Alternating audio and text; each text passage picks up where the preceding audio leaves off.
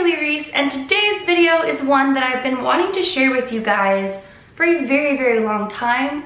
But since New Year's Eve is tomorrow, and this has to do with something that happened to me on New Year's Eve, many years ago, I thought, why not share this story today? When I was about 15 or 16 years old, I was actually roofied at a New Year's Eve party. And there were a lot of ways that I could have prevented this, and there were a lot of things that I had done wrong as well, although I'm not going to solely blame myself because you shouldn't go around roofing people.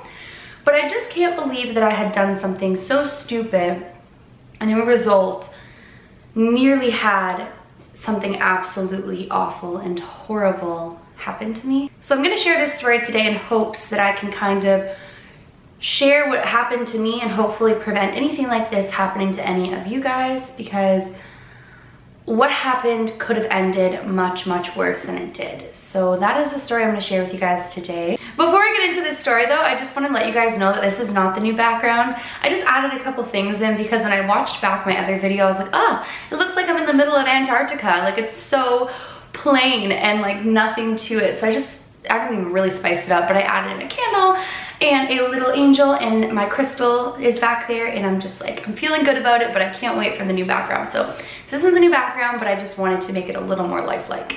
So this happened, like I said, back when I was 15 or 16, and I've had the same boyfriend for 6 years. So I was in a relationship at the time, but my boyfriend couldn't come to this party because he was in a completely other province working on New Year's Eve. He had a performance. So I was alone on New Year's Eve, and I was gonna celebrate it with one of my best friends in the whole world in high school. She was like my sister. We did basically everything together, and we lived like 2 streets away from each other. So we were walking distance to each other's houses. Now, quick disclaimer, I am by no means condoning underage drinking. I am also by no means condoning going to parties where there's underage drinking. Obviously, drink responsibly, drink if you're of age, but I'm also not gonna disregard that the reality is people underage drink. And the reality is my friends had every intention to underage drink. Now back then, I was a complete goody two-shoes. It had a lot to do with my anxiety. I was afraid to do anything wrong. I was afraid to drink or party. I had never been drunk at 16 years old. Like, I was a very well-behaved teenager. And my friends respected that. But my best friend had somebody who was going to be getting them alcohol. So she asked me if I wanted anything to drink. And I said that I wanted a 4-pack of coolers because these coolers were like 5%, and I knew that if I milked them for the whole night, there was no way that I was gonna be getting drunk. And my mom knew that I was going to be getting these coolers, and so she was like, hold on, if you're gonna get these coolers, Hailey, I'm gonna give you coolers to bring to the party. You're gonna make sure you have a ride home, and you're gonna make sure that you are safe. Because the last thing that she wanted was me to purchase some alcohol from some random person and something be wrong with it. So she went to the store, she bought me like 4% coolers, and there was 4 of them. And I had every intention of getting to the party at 6 and milking these coolers from 6 until like whenever it was time for us to leave and go home. So the party was gonna be at my best friend's boyfriend's house. So basically my best friend had another girl best friend who had a boyfriend who was having this New Year's Eve party. And it was supposed to be really small. His parents were upstairs, it was in the basement, and there was gonna be like 7 to like 13 or 14 people. It wasn't gonna be like this big, giant party. So my mom knew that the parents were upstairs. My mom had spoken to my best friend's mom, who was gonna drive us home, and everything was all set in place for it to be a safe night. So I have my coolers, and I get in the car, and I'm going to my friends, and we all get ready, and you know, we're in our cute little dresses, and we're really excited. And we get to this girl's boyfriend's house. And when we walk in, there was a group of like boys in the corner, and there were a couple girls, and I knew all the girls, but there were a couple of boys that I didn't know because they were her boyfriend's friends. And I remember I heard one guy turn to his friend and say, I called dibs on her. And he was talking about me, which I found super rude and appalling. I mean, at the end of the day, you can't call dibs on a human like it's a seat in a car or like it's a last shirt on the shelf. Like, you can't call dibs on a girl. Like, you can't call dibs on a boy. If they like you, they like you. Try to pursue them and see. I had a boyfriend. You couldn't call dibs on me. But he called dibs on me. So I was like, okay, that is so strange.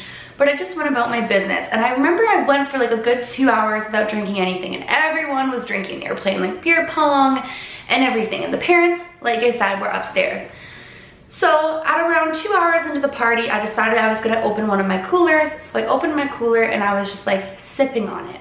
Now, here is where I made my biggest mistake. I had drank half of my cooler when that boy comes up to me, and they had a big giant case of beer. And he says, have you ever tried beer before? Now, I'd never tried beer. I'd never like hardly drank. Like I'd had like a cooler here and there. Like I was not a drinker. I didn't go to parties. Like I was very in my own world. And that comes a lot from social anxiety. So he comes up to me and says, have you ever tried a beer? And I was like, no, I haven't. He's like, do you want a sip?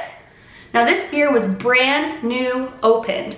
The beer hadn't even had like a little sip out of it. And there was a case of beer sitting right there. So I didn't even think anything of it. Because let me break it down my thought process, okay? There's parents upstairs. There's only like a maximum of like 13 people, 14 people at this party, and everyone like knows each other. So I couldn't understand that somebody would put something in my drink to drug me. Now that's where I'm stupid, because my parents had always taught me right from a young age, Hailey, don't ever leave a drink unattended if you're gonna go to a party. Don't ever walk away from your drink. Don't ever trust your drink with somebody. If a drink's been opened and it's handed to you, don't drink it. All of that standard safety. But you picture that in like a club or a big giant house party or with people you don't know. You don't picture that in a basement party with like hardly any people in it and parents upstairs like coming down and checking and supervising. You just don't picture that, but the reality is you can't put it past people to do things in any situation, and I learned that the hard way. So I take a sip of this beer, and I didn't really like the taste, and so I was like, oh, cool, like it's beer, and I gave it back. Now, like I said, I had only drank half of my cooler, so there was no way that I should be starting to feel like I was wasted. About shortly after this, the room starts to spin. Like when I say spin, you guys, like beyond anything I've ever experienced with being drunk. But I had never been drunk at this point, so I couldn't like piece those two and two together to say, hey, something's not right.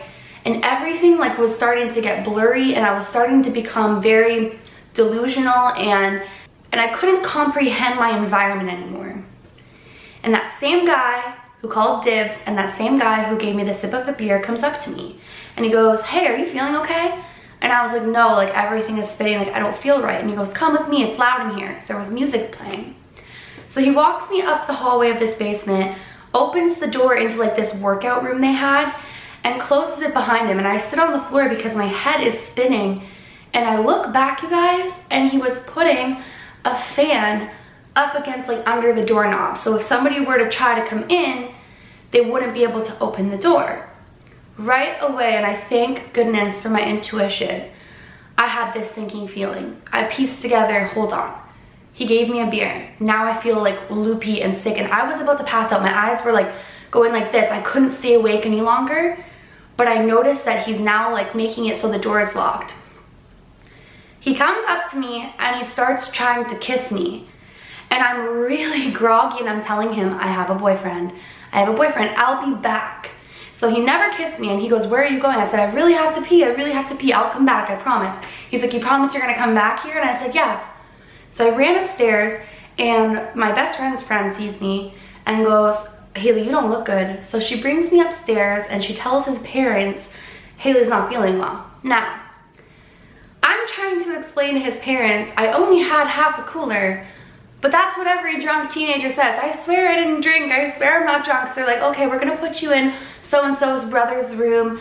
You can sleep in there, we'll check on you, like whatever. So they put me safely, thank goodness, into this brother's room, and I fall asleep. I wake up at 12 o'clock to my friends, Hailey, Happy New Year, hugging me, whatever. And my friend, my best friend's friend, looks at me and goes, you do not look good, Hailey. And I'm like, what?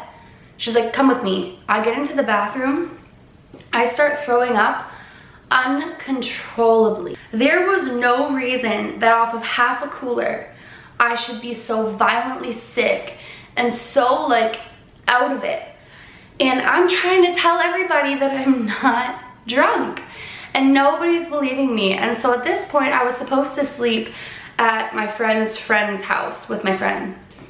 I'm sorry, that's so confusing, you guys. And so her mom drives me home to my mom.